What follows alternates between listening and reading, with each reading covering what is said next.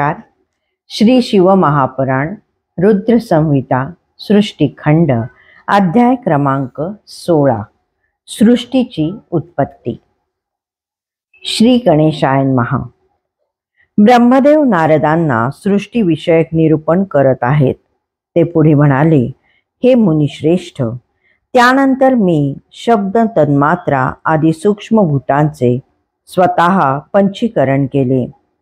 त्या पाचांचे परस्पर संमिश्रण करून आकाश, वायू, अग्नी, जल आणि पृथ्वी यांची उत्पत्ती केली.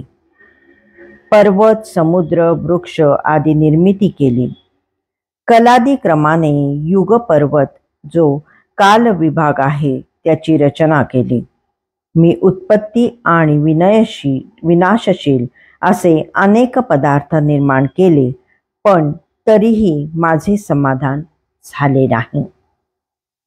तेव्हा मी सांबशिवांचे ध्यान करून साधनपरायण पुरुषांना उत्पन्न केले. माझ्या डोळ्यापासून मरीचीला, हृदयापासून भृगूला, डोक्यापासून अंगिराला, व्यानापासून पुलहाला, उदानापासून पुलस्त्याला, समानापासून वसिष्ठाला, अपानापासून कृतूला, दोन्ही कानांपासून आत्रीला, प्राणांपासून दक्षाला, बगलेपासून तुम्हाला व छायेपासून कर्दमाला उत्पन्न केले. त्यानंतर सर्व साधनांचे साधन असलेल्या धर्माला संकल्पाने उत्पन्न केले. अशा प्रकारे महादेवांच्या कृपेने उत्तम साधकांना निर्माण केल्याने मला स्वतःलाच कृतार्थ वाटू लागले.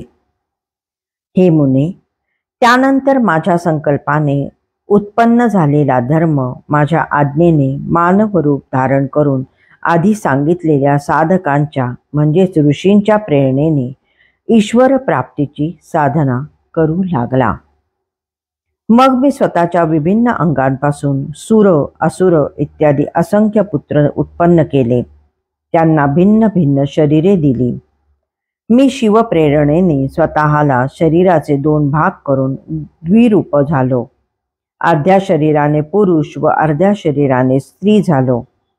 तो पुरुष म्हणजेच स्वयंभू मनु, ते उच्च कोटीचे साधक झाले. ती स्त्री म्हणजे शतरूपा, ती योगिनी आणि तपस्विनी झाली. मनुने विवाह विधीने अत्यंत सुंदर अशा शतरूपेचा स्वीकार केला. या दोघांपासून मैथुनजनित सृष्टी निर्माण होऊ लागली. स्वयंभू मनुपासून शतरूपाला प्रियव्रत आणि उत्तानपाद असे 2 पुत्र आणि आकुती, देवहूती व प्रसूती या 3 कन्या झाल्या. त्या उपवर झाल्यावर मनुने आकुतीचा विवाह रुची नामक मुनींशी करून दिला. देवहूती कर्दमांना आणि प्रसूती दक्ष प्रजापतीला दिली. त्यांच्या संततींनी सर्व जग भरून गेले. रुचीपासून आकुतीने यज्ञ व दक्षिणा हे युग्म निर्माण केले. यज्ञाने दक्षिणेच्या ठायी 12 पुत्र उत्पन्न केले. कर्दमापासून देवहूतीला अनेक कन्या झाल्या. दक्षापासून प्रसूतीला 24 मुली झाल्या. त्यांची नावे अशी आहेत: श्रद्धा, लक्ष्मी, धृती, तृष्टी, पुष्टी, मेधा, क्रिया, बुद्धी, लज्जा, वसु, शांती, सिद्धी, कीर्ती, ख्याती, सती, संभूती, स्मृती, प्रीती, क्षमा, सन्नती, अनुसूया, ऊर्जा, स्वाहा आणि स्वधा. यापैकी पहिल्या 13 कन्यांनी धर्माशी विवाह केला, तर उर्वरित 11 कन्यांनी अनुक्रमे भृगु, शिव, मरीची, अंगिरा, पुलस्त्य, पुलह, क्रतू, अत्री, वशिष्ठ, अग्नी आणि पितर यांना वरले. त्यांच्या संततींनी त्रैलोक्य भरून गेले. दुसऱ्या कल्पात दक्षाला 60 कन्या झाल्या. त्यापैकी 10 कन्या धर्माला, 27 कन्या चंद्राला, 13 कन्या कश्यपांना, 4 कन्या ताक्षाला म्हणजेच अरिष्टनेमीला आणि भृगु, अंगिरा, कुशाच यांना प्रत्येकी 2 कन्या अर्पण करण्यात आल्या. या स्त्रियांकडून चराचरातील बहुसंख्य प्राण्यांची उत्पत्ती झाली. दक्षाने महात्मा कश्यपांना ज्या 13 कन्या विधीपूर्वक दान दिल्या होत्या त्यांची संतान परंपरा त्रैलोक्य व्यापून आहे. जेथे कश्यपांची संतती नाही अशी कोणतीही स्थावर जंगम सृष्टी नाही, त्यांच्या स्त्रियांकडून देवता, ऋषी, दैत्य, वृक्ष, तृण, लता, पशु, पक्षी, पर्वत असे सर्वच उत्पन्न झाले. अशा प्रकारे भगवान शंकरांच्या आज्ञेने मी सृष्टीची रचना केली. पूर्वकाळी सर्वव्यापी शंभूंनी तपश्चर्येसाठी जिला प्रकट केले. रुद्रदेवांनी त्रिशूळाच्या अग्नाने जिचे नेहमी रक्षण केले, ती शिवादेवी लोकहितार्थ दक्ष कन्या सती म्हणून जन्मली. तिने भक्तांच्या उद्धारासाठी अनेक लीला केल्या. शंकरांशी विवाह केला. पुढे पित्याच्या यज्ञात आपल्या पतीचा अपमान झाला म्हणून तिने पेटत्या यज्ञकुंडात उडी घेऊन देहत्याग केला. तिला परमपद प्राप्त झाले.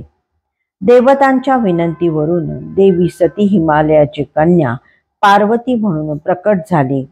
तिने कठोर तपश्चर्या करून भगवान भोलेनाथांना पुन्हा प्राप्त केले. ती देवी या जगात कालिका, चंडिका, भद्रा, चामुंडा, जया, विजया, जयंती, भद्रकाली, दुर्गा, भगवती, कामाख्या, कामदा, अंबा, मृडानी व सर्व मंगला अशा अनेक नावांनी प्रसिद्ध आहे.